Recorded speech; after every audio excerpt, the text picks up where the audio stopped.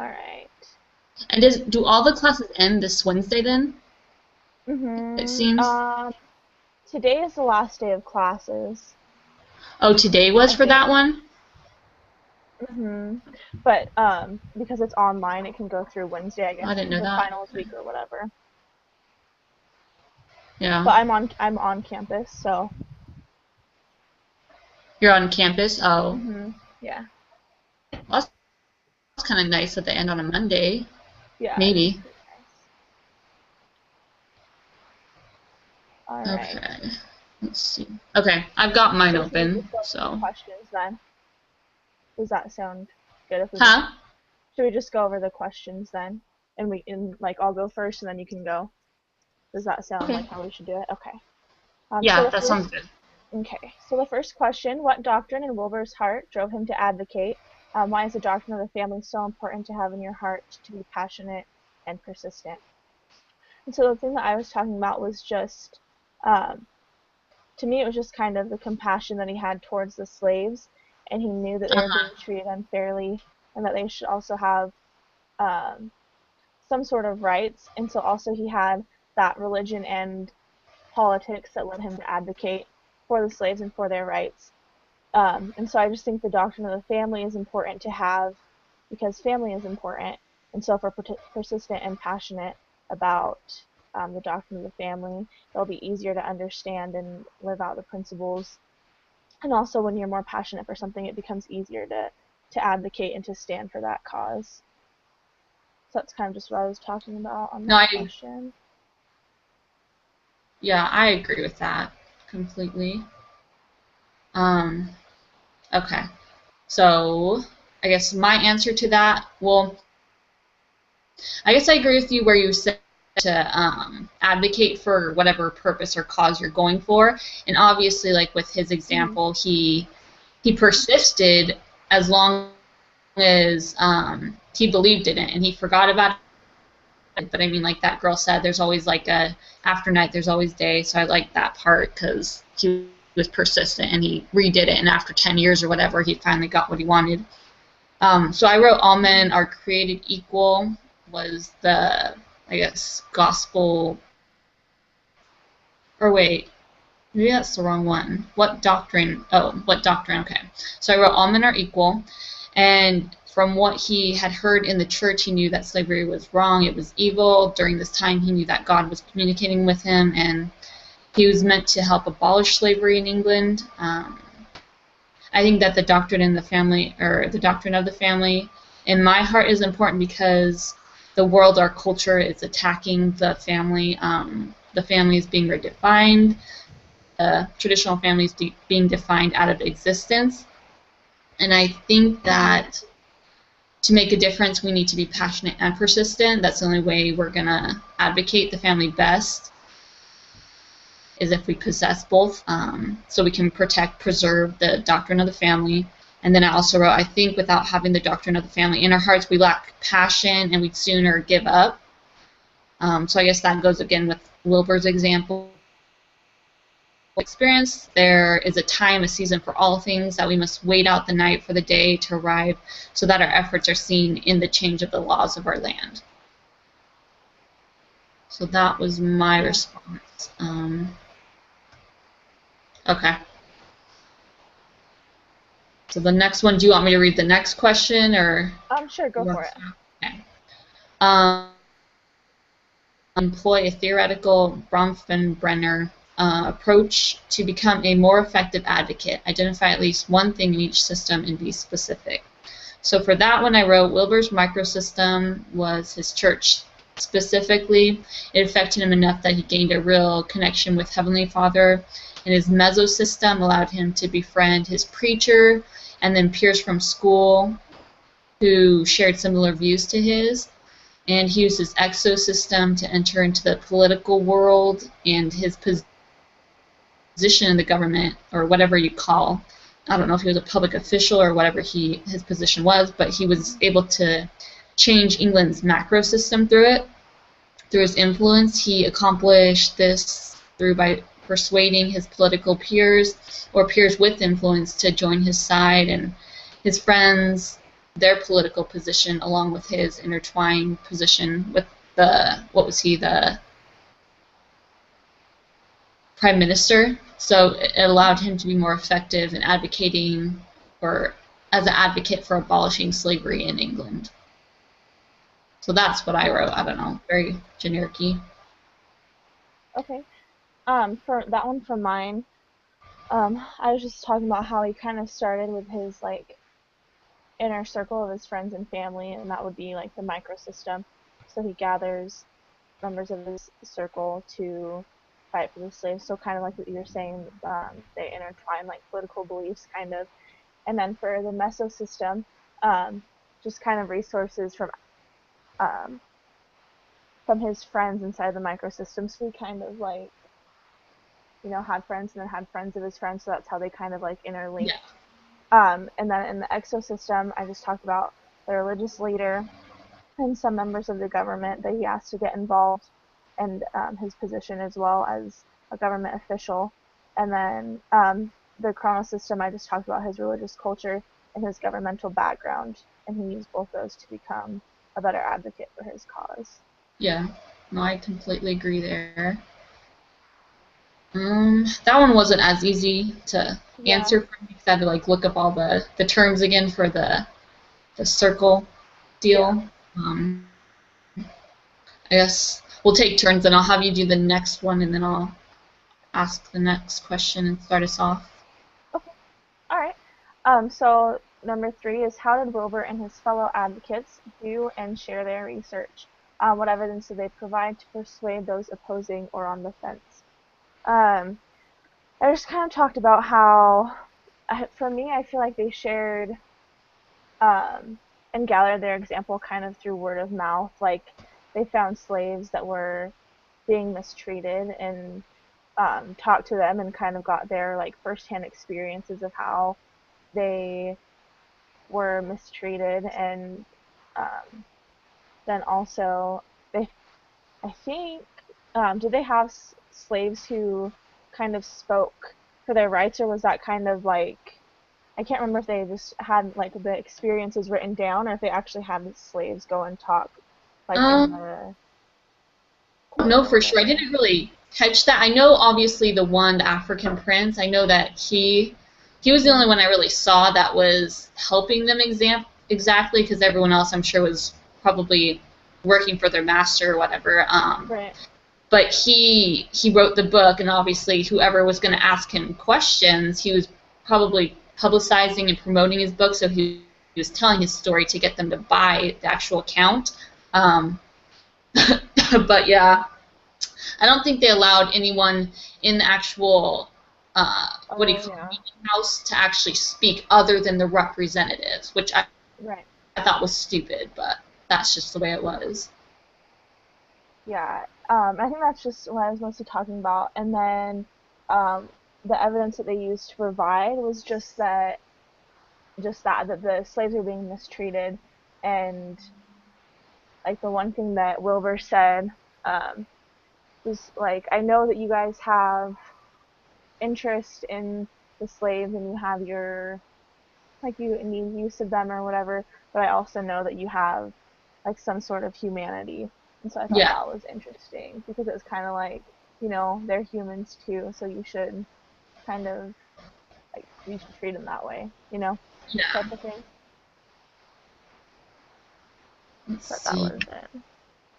Okay, so I guess my response to that question was, I wrote the African Prince. I don't remember his name, but he was a slave for a short period. He wrote a book. He sold it to the masses. Then Fox, who used visual aids to share his story. I don't know if he did that with other people. I know that he did that with Wilbur, because he brought a demonstration. I would assume he probably did that to other people, because how else? I don't know. That's very, I don't know, very, very good way to persuade someone if you're going to show them what other people go through. So he carried that around with him and then he had one man with influence bring tours of rich people of influence to the actual slave ship area where they like docked it, and Wilbur would give a speech on the actual slave ship to the group of people. So I wrote that was another one way that they shared their research. And then I don't know, you could, I guess, include the scent, like the way he was like, take off your rag or whatever, and he's like, inhale it. I thought that was like, maybe it wasn't that important, but I thought it was, because your senses, like, that attaches to your memory, like, greatly. I don't know. I thought that was pretty clever. Right. Yeah. Okay, so for the second one, I said they used shackles, the first-hand account from the African prince, and used a petition signed by 3,000 citizens, I thought. Was that what that whole scroll was that they took out and put on the floor in the meeting? I don't know what that was. Yeah, I think there was like, yeah. But they had, I guess, other advocates or people willing to be against it, to abolish slavery, or they did that in front of the government positions in the court hearing room. So that was what I wrote for persuading people kind of on the fence. But I think, like you said, appealing to their humanity was maybe the best way to do it, because everyone has a conscience, and how can you, I guess, make a human being, when you hear them screaming or whatever, or in pain, and you're, I don't know, you can just imagine their pain being in those shackles and whatever. How can you allow that? So yeah. So narrative, I think, was big. Yeah, I think so. Okay, so the next one, how does the film portray the importance of working together as a group? What has family advocacy group work taught you?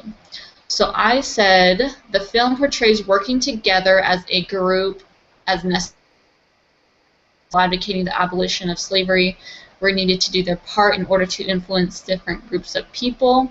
Wilbur knew he needed the help of his friends and past advocates for his second shot at abolishing slavery, and so he sent out word to all those who would help him or were still alive, and he gathered up the 3,000 signatures from citizens. For family advocacy group work, I said it taught me that advocacy, and it would have been more difficult. I was thinking of the one experience where we did that blog or the Facebook page. It was more difficult. It would have been, more difficult or time-consuming had I created it on my own. But having group members, it made it easier because we could divide the responsibilities. We can make the best use of our time. It wasn't just leeching my time. It was everyone kind of contributing. So that obviously makes it less burdensome. Because we all were doing our share, and we obviously need people and large groups of voters in order to change our laws in favor of family advocacy positions, the voice of the people or whatever, so we need groups to accomplish anything on a big scale. Of course, it may start with a single individual like it did with Wilbur, but eventually more people are required to meet your ultimate goal. Right. So that was good. How did you that's kind of what I talked about, like, just the petition and it shows that, like, working together you can get a lot more accomplished, and also that there's power in numbers. And so something that I learned from our group work is kind of like you were saying, it just makes the work easier when there's more people, and it seems to make it, like, more effective when you're able to share ideas among each other, because then you can kind of, like, come across a better idea. You know what I'm saying? Like, when you have more ideas coming, it's easier to, like, process and find better ideas. Yeah. So just that, and then also, let's see, just so we can get more accomplished, just mostly that there's power in numbers. I think that was kind of the main thing for me.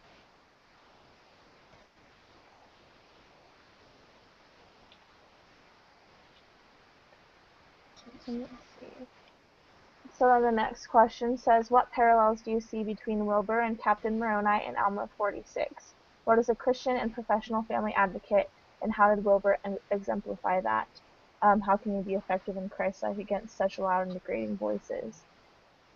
So for that, I just saw Moroni was clear and concise with his advocating, and that's also how Wilbur was. And also, they both combined like religion and politics, and so I think that's kind of a Christian and a professional family advocate can maintain both religion and their job or their professionalism just by they can be effective by um, making sure that they don't check their religion at the door, but also not like advocating specifically for their religion. So Yeah. like um, so like an example, like we know the proclamation is how it's like a proclamation to the world, not just to our church, and so it's important that the whole world uses that. But how can you like have the world use it without it being specific to our church? And we were talking about that in one of my classes.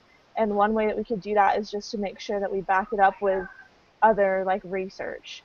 And so that was something that I was talking about. Just make sure that you have research to back up your religious perspective and not necessarily bring it about as a religious perspective. You can bring it up as like the scientific perspective. That's a good point. Because you have the research to back it up, you know? Yeah. And then as far as being effective and Christ-like, I think most important is to just make sure you're avoiding contention. So don't like, when people are arguing back and forth and like nothing gets done, it's just easier to be effective if you're avoiding that contention. So that's just kind of what I was talking about. Okay. I kind of, I guess, touched on the same sort of thing for that one, but to start it off for the parallels, I wrote that Wilbur, like Moroni, I forgot, I guess, the whole combining politics with religion, but that's a really good one. Obviously, it was really important in this movie because the guy wanted to be a man of the cloth or whatever. So Wilbur, like Moroni, is more concerned about pleasing God than man, so I said that's how they're similar. Both men were leaders, and they started movements on their own. And then I wrote for the next one, so I wrote, a Christian is someone who exemplifies Christ's example. A professional family advocate is someone who believes in preserving and protecting the traditional family. And Wilbur, he was a perfect example of a Christian professional family advocate because he wanted slaves to have the same freedoms as Englishmen, and he didn't believe in separate from their family members. I was kind of stretching that one because I didn't know for sure, but I would assume that would, I guess, apply to his family advocacy. He himself, he used his love for others to change the opinions of others. I think we can be effective and Christ-like against such loud, often degrading voices as we focus on Christ. So obviously not focusing on like what we're up against, but focusing on what we should be doing. We can focus our energy on the task, or I said sorry. I can focus my energy on the task instead of on my. I don't know, that doesn't really make sense, but I'll skip that. Okay, so I was saying that keeping our relationships with God and Christ are important, so that way we're strengthened with the Spirit. So each time we come in contact with these loud, obnoxious, degrading voices of others that shout against our cause, that we can be filled with the Spirit and we'll know how to act. And if obviously we have the Spirit with us, then we don't have contention, like you were saying. Right. So let's see. Anything else to add to that one? I don't think so. Okay. So the next one is Marcia Barlow spoke on persuasive speaking and writing. Did Wilbur and any of Marcia's ideas? How so? So mine's really short. I couldn't really remember too far back to her exact speech, but I said I think Wilbur did a great job attaching his speeches to the emotions of his audience. He used real narratives to back up his arguments, which is what Marcia talked about doing. So that was what I wrote. What did you have for that answer? I was talking about the narrative as well, but also I just kind of went through her speech again really quick so I could try and remember some things. But because she was talking about the what was it? The story of me, the story of us type of thing.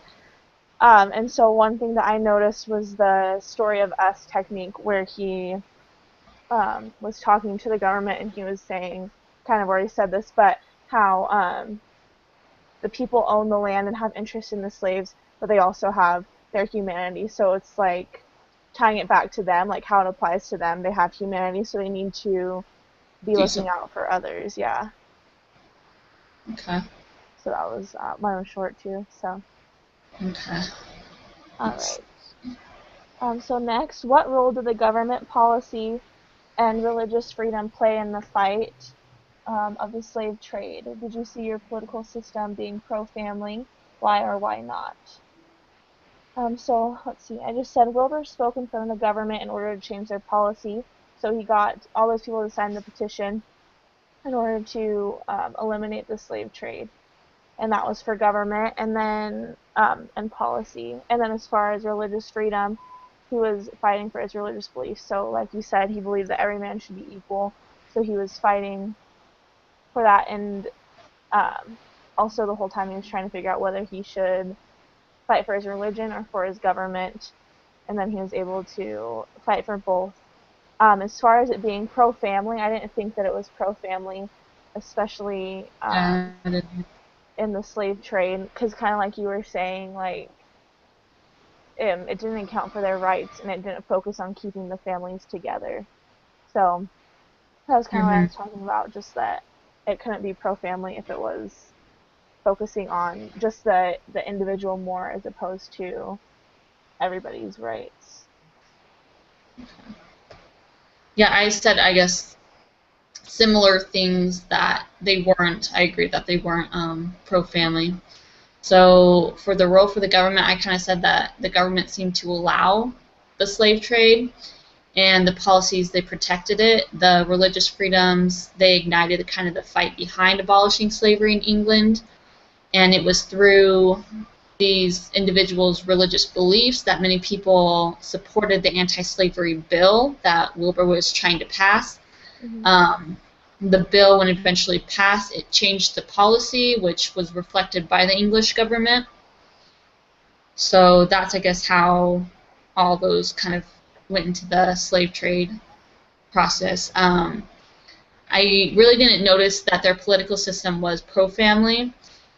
I saw that only public officials and that speaking at the council or in that meeting room, and that any men without position or another race or another gender weren't allowed were only allowed to watch. So they talked about the hearing from the first. Oh, sorry. Okay, so this is what I was kind of talking about earlier. They talked about hearing from firsthand accounts from actual slaves. They're like, no slave ever has protested this. Because I was like, they have a past slave who's up there like watching you guys. He could give his account, and obviously they're not allowing that. Mm-hmm.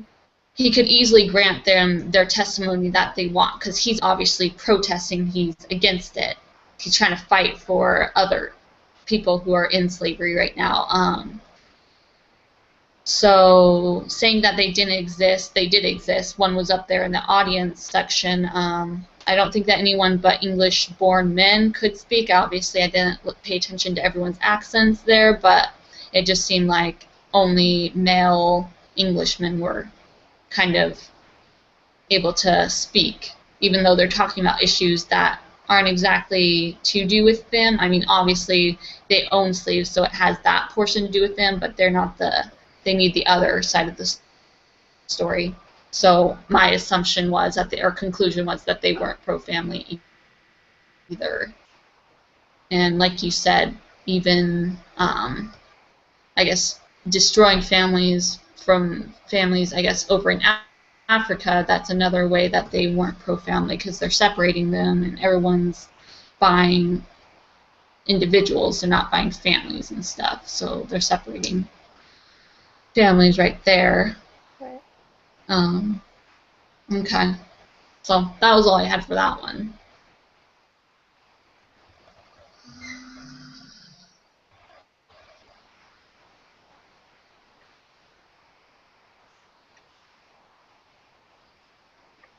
Should we move on to the next one then? Oh, okay. Is it my turn? I think so, yeah. All right. So the next one is, do you feel that Wilbur used his time on Earth well, and how did you see him showing the elements of consecration that Elder Christofferson spoke of? Well, that Wilbur, he did use his time on Earth well. He was very productive. He worked so that others could benefit, even before he became like the advocate or whatever for abolishing slavery. He wanted to be a man of God. He really didn't seem to take up a lot of free time activities. I didn't see him doing anything in the scenes. Obviously, it's just a movie, so it wasn't his entire life, but he was always working, and it seemed like it affected his health enough that he was working really hard. Even when he wanted to be a man of God or a man of the robe, he said that, let's see, so that men means he was all, so I don't know, I just wrote that he was a man of all work and no play.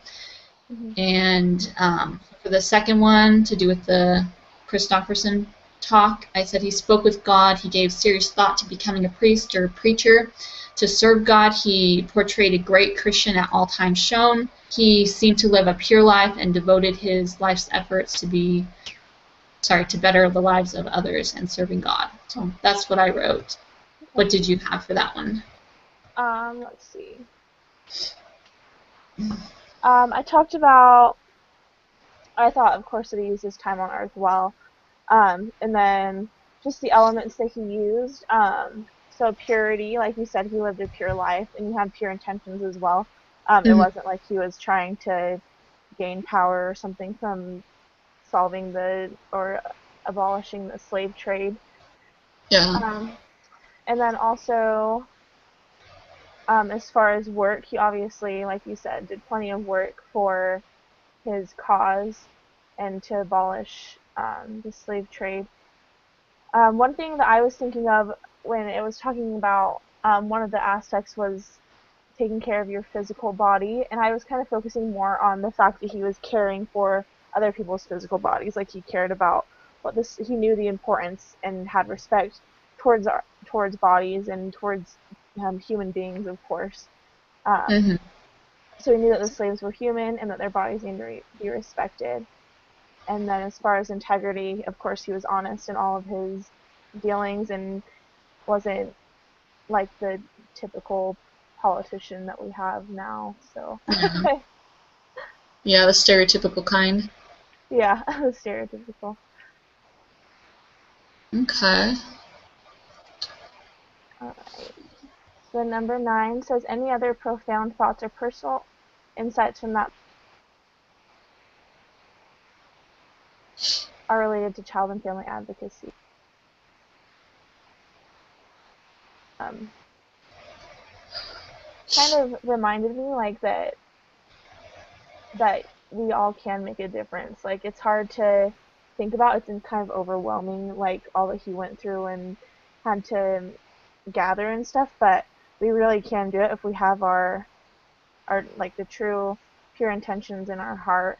And so just after watching this, I was just kind of encouraged to try and find ways that I can advocate and help others, especially in the children in the family. So that's kind of just what I was talking about, just the importance of advocating myself, and it was just kind of encouraging, made me set some goals. So Okay. what do you have for that one? Okay, so for what I was thinking about that one, I just said I was in awe of Wilbur's example, his strength throughout the movie, the way he used, I don't know, that one part that was really touching to me was where he used the song Amazing Grace to try and alter the opinions of that aristocrat or whatever, the prince's son. I don't know who he was, but I think he was targeting that guy, but the room was affected by this because they all shut up when he started getting into his song. It was just really powerful. I don't know, so that kind of stuck with me. Not that I could ever do anything like that or I'd ever sing in a crowded room, but if you could be that smart or witty to think to do that because that was the perfect song for that situation, what he was trying to stop. And he was, I don't know, soft in a sense that he wasn't abrasive. He tried to use other methods, to change the minds of others, and he wished to possess, I wish to possess this great talent to use tranquil ways of the Spirit to testify gospel truths to those who may fight. And my tendency is to kind of become slightly upset at times. I become frustrated, like when I'm arguing with family members, and I think that's a lot of it, is we're just, I don't know, you're used to fighting with family, so it kind of gets that way where it gets heated and stuff. So I need to gravitate towards Wilbur's example and use techniques that are more Christ-like. Obviously, like you said, don't use contention, and when you feel that, just break away from it and just be like, we need to stop talking or something like that. And find ways to influence others through the Spirit. So that was, I guess, what insight I got. Okay. Sorry, I'll be back. I'll grab a tissue. Okay. Let's see. Anything else? Let's see.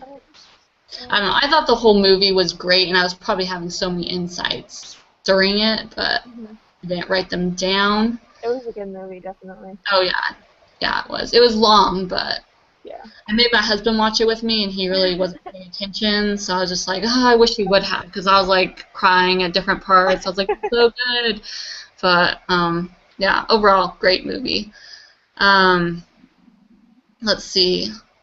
So the next one, what was your understanding of the beginning of the semester and how has it changed? So my understanding of the family, it's changed a great deal.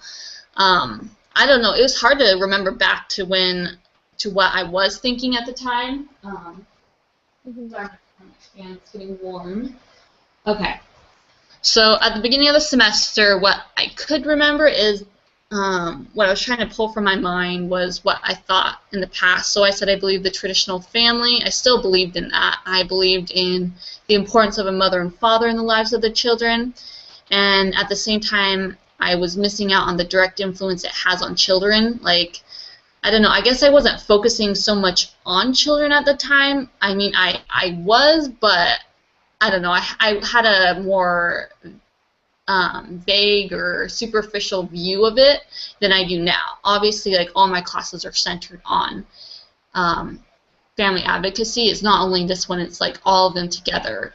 They all support the same thing, so I've learned a lot. I suppose I didn't know exactly, let's see, oh, sorry. It's changed in a deeper sense, I wrote, that now I understand the family is ordained of God. I know that the institution of marriage is meant for the protection of the children, and I more fully understand that no two same-sex gender parents can provide what a child needs for the best chance of life. I said, of course, children of different circumstances, they grow up into fine adults every day, and you're going to have that with kids who come from not the best circumstances or death or anything or just abandonment. But I said the risk factors involved, they're too great to enter into by choice. So that's, like, I guess the big thing to do with our society and culture today, where they're trying to push same-sex adoption. I said marriage is about children. And I don't know, I was kind of, I guess when I was thinking about this answer, I had watched one of the Wendy shows. I don't know if you've ever watched her, but she had on, or sorry, it wasn't Wendy, it was Bethany. So I don't know why I was watching it. I was really bored, but she was talking about how do we need men, and she had these 3 girls up there on the panel, and one was the girl from Fresh Prince, Ashley from that. I don't know if you remember her, but I guess she's still single, and she's probably like 30 now, and she's just like, she had this conversation with her mother, and her mother told her, you're like, you don't need a man, like, you can have a child.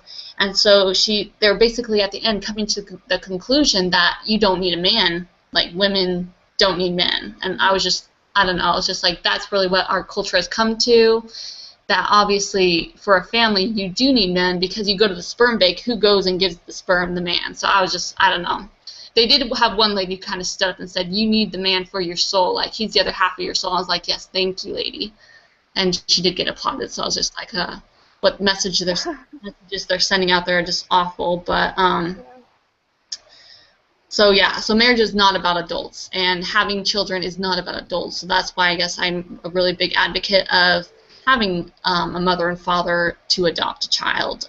I don't believe in single parents going and doing that. I mean, obviously, if you are come from a circumstance of death or abandonment, you can't help that. But I don't believe in the choice of that. So I said families can be and they are meant to be together in the eternities, not only, or sorry, but only families consisting of the mother, father, child.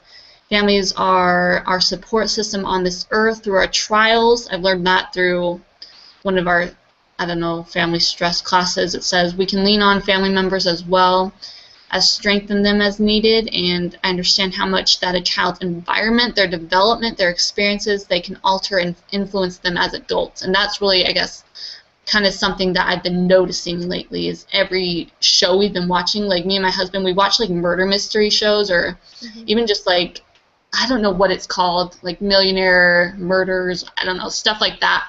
And like all these kids are so warped during their childhood and they turn into these awful adults and stuff, and they do horrendous or heinous crimes. And so I'm just, I don't know, kind of saddened by our society because a lot of kids, you know, they don't grow up with their father. So stuck with me. Let's see. So the earlier stages to ensure that they are protected, given the opportunity to return to God. This understanding has helped me realize just how important it is to protect a child's upbringing and ensure that they are born into families that are able to aid in their development and help them become law-abiding citizens as adults. So I guess that was my kind of gaining from this class. How about you? So like at the beginning of the semester, because I have taken so many of the like marriage and family classes, I felt like I kind of like knew the importance of the family and stuff and importance of traditional marriage. But what I didn't think about was how um like even though I was learning about all that, I didn't think about how important it would be for me to like share how I felt and to um, fight for the rights of the children specifically. I didn't think about that. It was focusing more on like the family and stuff. And so let's see. So towards the end of this course, I just found that it's been easier to set goals to advocate and to share um, for the rights of children and families and I think let's see, I found like just different ways that we can do that, like that are easier to kind of share your thoughts and get yourself heard and get your ideas heard.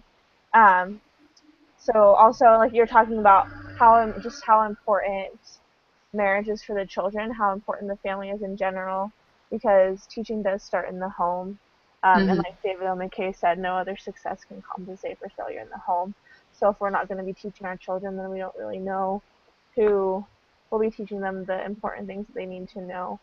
So that was just kind of how I changed, just more of a focus on the rights of children. And kind of like you were saying, marriage is for children. It's not for adults, and being married is for having children. So that's just something that's really important to remember. So that's kind of how that changed. Yeah, I don't know. Even with the marriage the whole selfishness, like for the adults, is to get over our selfishness because we're thinking of our spouse first. That's our covenant. So definitely, marriage is not really exactly a selfish thing. It's not about us, even though it is, because we're supposed to be changing and kind of moving into whatever we're supposed to be. But yeah. But I think that's, I don't know, I didn't really think of that, like the importance of speaking up and stuff. I think that's something that I've kind of gained as well. I just wasn't thinking about it, is that I should use my influences, I guess, or whatever, just what I know and share with other people. I definitely probably have like a lot more work to do do and how to do that so I don't become pushy and stuff. But that's a good one, good Yeah. insight and stuff um, to share. Okay, so for the last one, it says picture your spouse and children, future or current, and write down some thoughts about how you could benefit from taking this class, or sorry, how they will benefit from taking this class. So, as I was thinking about it, I said, I know my responsibility as a future mother is going to be greater than I previously understood. And obviously, in the past, I always thought it was going to be, it's stressful to think about because you're like, oh, you have to do all these things. But then after this semester, I've learned of so many other little things, like the whole being a good example of a good voter and speaking good of like policemen and speaking good of politicians and stuff. I'm so bad at that. Just I don't know. I think things stuck with me as a kid where I'm just like cops are bad or I don't know. I don't know. I don't like them and I don't like politicians in general. So I think those things I need to get over now so that when I have children that they think they have a more positive attitude towards government than I do. Um, because obviously if you have a more positive attitude you're going to be more willing to make a change and know that you individually can make a change with your vote. So that's kind of grown. I said I'm going to be need to be aware and concerned of the smallest details of my life so that my future children will benefit from my example. I'm learning all the time about how to strengthen my marriage and how I will continue this effort until the day I die. So, I don't know, even though in class we're obviously forced to for assignments to read on marriage, I've kind of, if I'm on Facebook or Pinterest, if those things pop up where it's like, do these things for your spouse, or yesterday I saw the one like how my wife botched up our marriage or something like that. I read that blog because I was like, oh, what if I'm guilty of some of these in my own marriage? I probably should correct them now. It's probably easier to teach myself to fix them rather than later. So that's going to stick with me. I'm always going to be seeking to better myself. Let's see. So I don't fill out my marriage. I said, I understand my role in strengthening my marriage. It will continue to, I'm going to continue to seek the Lord's guidance in my life and to kind of keep that relationship strong because obviously if it's not strong, I'm probably going to be lacking in my relationship with my husband because it's the whole triangle thing. Like I need my relationship with God and Christ to be strong so that I'm honoring my wedding covenants or whatever. Right. And I can push off selfishness and carry whatever covenants I made on my wedding day better. So that's what I wrote. Okay. Some things that I was talking about, just having, oh, and I guess this one was kind of for me, but just being able to have better citizenship, but also teaching, um, being able to like teach our children how to have better citizenship, like kind of what we were talking about last week, how the little girls were able to like advocate and fight for their own rights. So just kind of doing that Mhm. and teaching them how to be better advocates and how to stand up for their rights. And then also, I don't know, it just kind of helped me become more passionate about like my role as a wife and mother. And so just like that kind of stuff. And then um, becoming more thoughtful towards the rights of my children and being able to like discipline and communicate with them better because you have respect for them, you have respect for their rights, kind of, and you Uh-huh. also feel like I'll be better able to like I don't know, just discipline them because I know, um, or not discipline, but have them, like I was saying, like fight for their own rights and stuff, and then also just being able to teach them to stand for their religious and political beliefs because I think that's really important. Like I think when I was younger, my parents tried to teach me that, but it was a little bit it just wasn't as effective, and I feel like I kind of will be able to teach my children more effectively how to stand for their religious and political beliefs. And that's kind of important. I feel as like the second comings, the last days are coming, and it'll be harder to stand for their religious beliefs, especially with like the new the new social norms. Oh yeah. So I just thought that was something that I that would benefit my future children, probably. Yeah. Now, I don't know. Right now, I was thinking about that whole Marcia Shriver, or Arnold Schwarzenegger's his wife and his Hmm. mother-in-law, how the woman was just like, my gift to the world is my daughter and stuff. And so I don't know. I hope that I can be able to say that one day, and I hope that my children will benefit because the nurturing that I give them makes them that much better. Because I obviously want to produce a person who's better than I am. So I'm gonna be more a better disciplinary or whatever, where I'm Hmm. following the right, I guess, techniques and stuff, and just making them a better humanitarian than I think I am. So I don't know. I think from everything that we're learning, all these better techniques, I think they are gonna definitely benefit our child and make them better law-abiding citizens. Yeah. So, but yeah,